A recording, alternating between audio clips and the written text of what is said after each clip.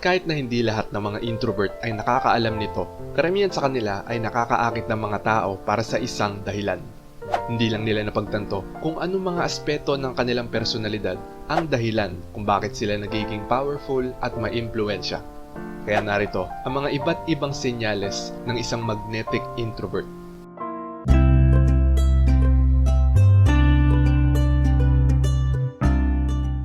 Number 1, mas walang takot sila kaysa sa mga extrovert. Ang mga extrovert ay tila mas walang takot at may kumpiyansa kaysa sa mga introvert, ngunit madali itong masira ng mga external factors. Kung ang kanilang kapaligiran ay tila boring at walang buhay, ang mga extrovert ay makakaramdam din ng mababang motibasyon. Ang mga introvert naman bilang mga taong may pribadong mundo ay hindi umaasa sa enerhiya ng mga tao sa kanilang paligid. Hindi sila umaasa sa mga kagustuhan at pananaw ng iba. Sa halip ay meron silang sariling mga pamantayan at prinsipyong dapat sundin, kaya naman sila ay walang takot. Ang kanilang natatagong fearlessness na ito ang kadalasang nagiging dahilan kaya sila napagkakamalang mahiyain o duwag. Pero ang katotohanan, ang mga introvert ay madalas na tinatago ang kanilang mga strengths. Number 2, hindi nila kailangan ng motibasyon mula sa iba para maging kumpiyansa. Bakit naiintriga ang mga tao sa mga introvert? Napapaisip sila kung saan nanggagaling ang kanilang kumpiyansa. Sa kabila ng katahimikan at kawalan ng suporta mula sa mga taong nakapaligid sa kanila, tila mas kumpiyansa sila kaysa sa ibang tao. Hindi katulad ng iba na ang karaniwang nagpapataas ng kanilang self-esteem ay mga suporta ng mga tao, mga payo mula sa kanilang mga kaibigan, mga papuri, at iba pang mga pangkalahatang reinforcements.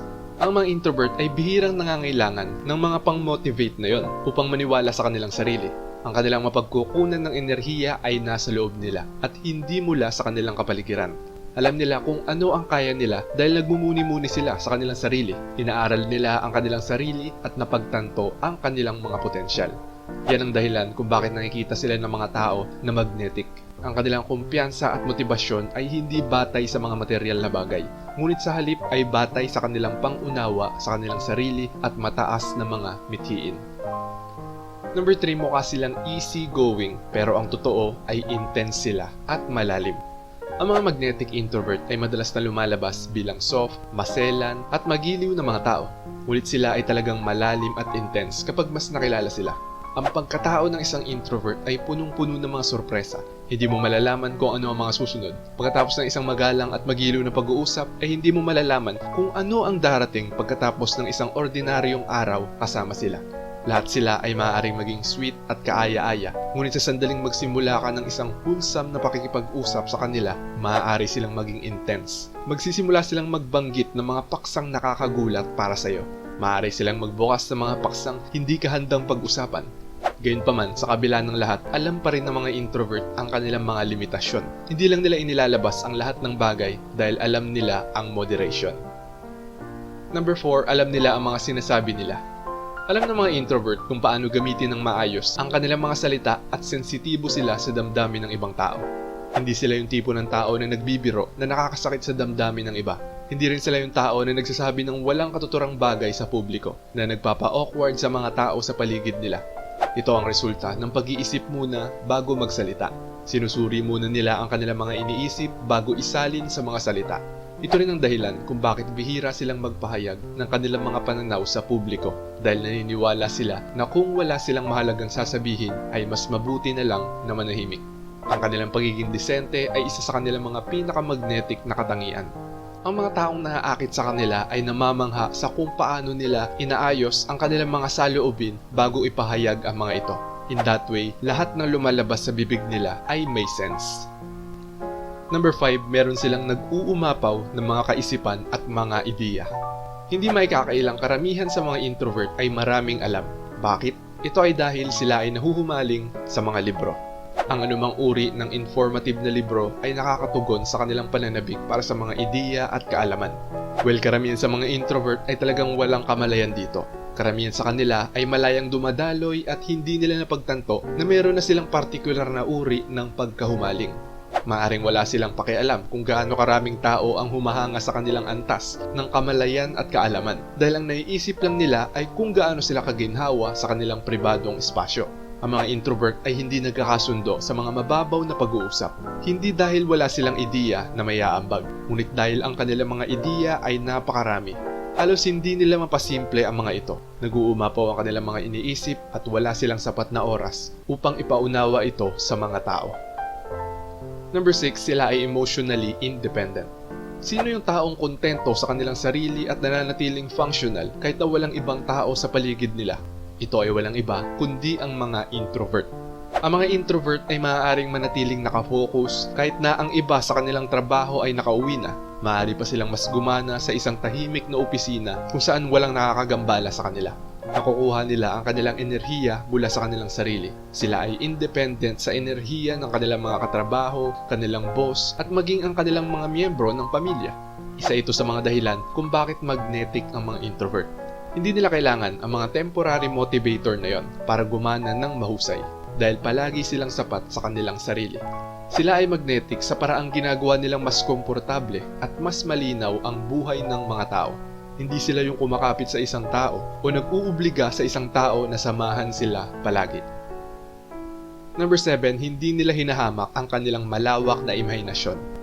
May mga introvert na nahihiya ipakita sa mundo ang kanilang mga write-ups, ang mga artworks. Bakit? Ito ay dahil ang perception ng ibang tao ay nakakaapekto sa kanila. Well, ang mga magnetic introverts ay mga taong hindi natatakot sa pananaw ng iba. Ang mga makapangyarihang introverts na ito ay kayang madaig ang struggle sa pagpapahayag. Ang mga introvert na ito, yung nakikita ng mga tao na madalas tinatampok sa mga sikat na magazine o sa mga talk show. Nalalagpasan nila ang kanilang takot na matupad ang kanilang halos imposibleng mga pangarap ay ang mga nagtatagumpay na hindi pinaniniwalaan ng mga tao na magiging successful.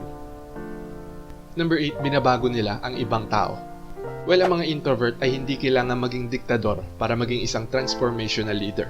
Ang paraan ng pag-radiate nila ng kanilang mga panloob na assets ay ang dahilan kung bakit gusto ng mga tao na maging katulad nila. Ang mga introvert ay refleksyon ng walang sino mang karakter, kundi ang kanilang sarili. Binibigyang inspirasyon nila ang mga tao dahil sa kanilang pagiging tunay at sa kanilang kakayahang maging matatag sa kanilang pinaniniwalaan. Ang mga introvert ay hindi lumilipat mula sa isang katauhan patungo sa isa pa, depende sa uso o kung ano ang gusto ng mga tao na maging sila. Kahit na ginagawa yun ng ilang introvert dahil sa kawalan ng kamalayan sa sarili, sa kalaunan ay matututo silang mahalin ang kanilang sariling pagkatao ng higit pa sa iba. At number 9, may sense of humor sila.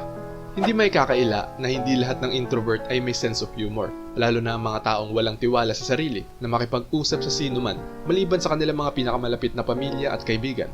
Ngunit kapag ang isang introvert ay matured na upang malaman kung saan sila nakatayo sa lipunan at sa buhay ng mga tao, sila ay nagiging confident at nalalagpasan nila ang self-esteem ng iba. Naniniwala ang mga self-aware at mature na introverts na hindi magandang matakot sa kanilang kapaligiran dahil nakikita at napagtanto na nila ang kanilang kakayahan. Kapag nangyari ito, isang magnetic introvert ang mabubuo. Sinisimulan nilang hamakin ang kababawan ng lipunan at ipinapahayag nila ang kanilang mga pananaw sa pamamagitan ng kanilang sense of humor. Nagsisimula silang umasa sa mas malalaking gantimpala at hindi na pinahihina ng kanilang maliliit na takot. Ang kanilang sense of humor ay ang kanilang paraan ng pagpapahayag ng kanilang mga out of the box na mga saloobin at kanilang mga hindi kinaugaliang opinyon. Ang mga introvert ay likas na magnetic, gayunpaman iilan lamang ang nakakaalam nito at karamihan sa kanila ay hindi pa natutuklasan ang kanilang mga tunay na potensyal. Ikaw ba isang introvert? Tingin mo, meron ka bang magnetic at powerful personality? Alam mo ba kung bakit nagiging intense ang mga tahimik na tao? Panoorin mo dito.